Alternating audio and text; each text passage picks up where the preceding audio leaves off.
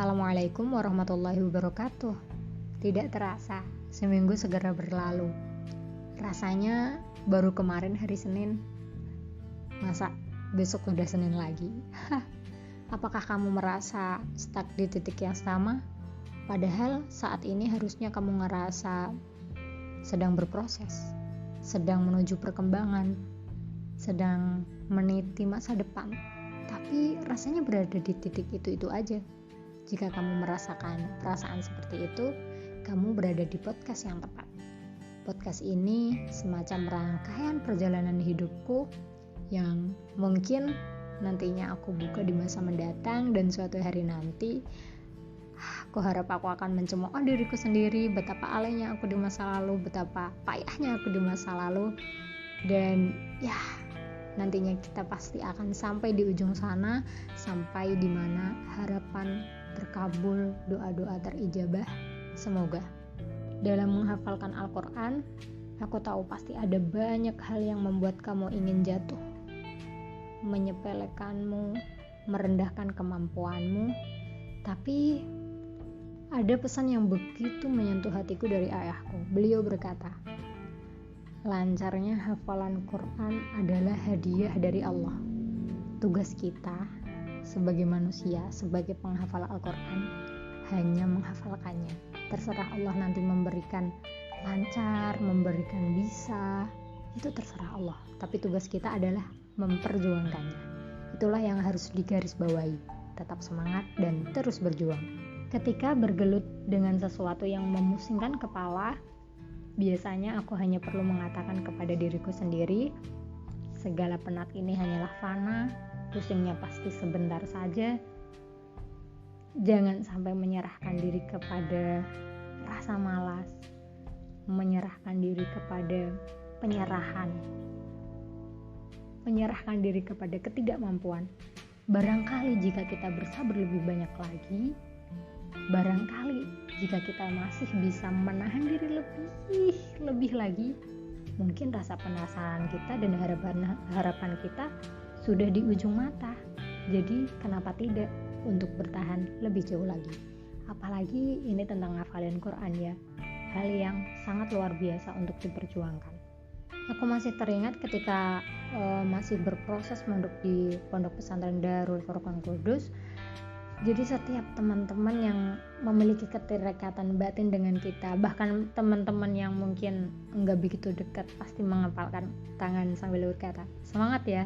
Dan aku gak tahu kenapa, segala energi positif itu membuat aku semakin semangat, yakin bahwa aku gak sendiri, teman-teman juga mendukung aku. Mereka, semangat mereka, doa-doa mereka itu sangat membantuku untuk mengumpulkan energi positif, sehingga aku lebih bersemangat lagi untuk ngafalin Quran.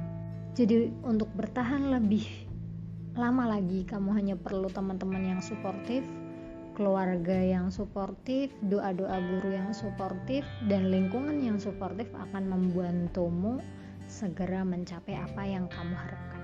Coba deh kita cari alasan mengapa kita bertahan menjadi penghafal Al-Quran. Bukannya ngafalin Quran tuh cuma fardu kifayah ya, gak harus loh semua orang itu ngafalin Quran. Kenapa sih kamu bertahan sampai detik ini? Kamu punya jawabannya gak? Apa karena ini keinginan orang tua, atau paksaan, atau bagaimana?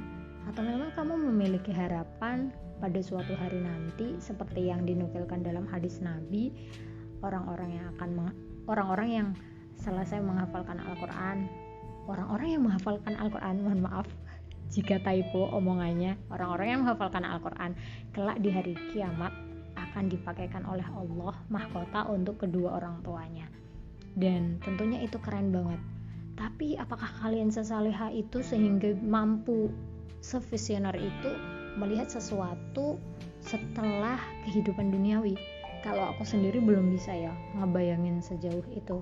Tapi aku berusaha mencintai Al-Quran dengan perjalanan ngafalin itu sendiri, bukan karena mungkin emeng-emeng ada hadiah di kelak hari kiamat, karena otak aku yang tentang ini gak sampai di tahap seperti itu. Jadi coba deh temukan definisi cinta terhadap Al-Quran menurut versimu. yang benar-benar kamu temukan karena pengalaman pribadimu sendiri. Ya memang bisa jadi karena motivasi dari hadis-hadis Rasulullah, bisa jadi motivasi dari orang-orang besar lainnya, motivasi dari keluarga, tapi make sure kamu nyari tahu dari dalam lubuk hatimu sendiri apa yang membuat kamu bertahan sampai detik ini dan apa yang membuatmu bertahan hingga sampai mencapai khatam. Jadi aku merasa 10 juz 10 juz pertama aku, mulai dari juz 1 sampai juz 10, itu tampak sangat sulit sekali.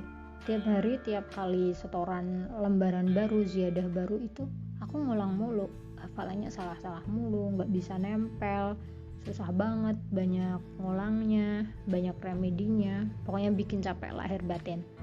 Namun ketika mencapai juz 11 itu aku seperti menemukan ritme dalam diri aku sendiri. Kayak aku memiliki pengalaman yang membuat aku sadar bahwa tidak semua hal itu aku bisa paksakan.